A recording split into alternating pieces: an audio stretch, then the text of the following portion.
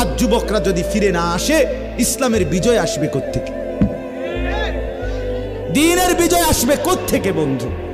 এজন্য আজকে আমরা নওজোয়ানদের বড় বেশি পরিবর্তন চাই, বড় পরিবর্তন চাই, বড় বেশি চাই।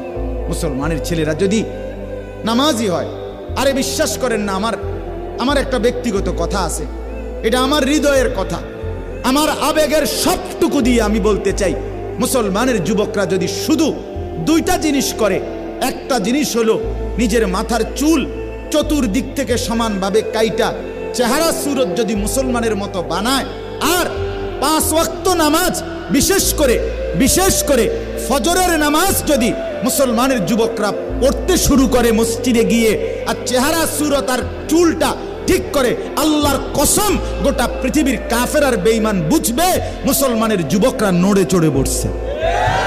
এরা বুঝবে মুসলমানের সবচেয়ে বড় সম্পদ যুবক, তারা ইসলাম নিয়ে ভাবতেছে, আগামী দিন নিয়ে ভাবতেছে। ইনশাআল্লাহ এই যুবকদের দ্বারাই মাহাদির পক্ষে এরা লড়বে, দাজ্জালের বিরুদ্ধে লড়াই করবে।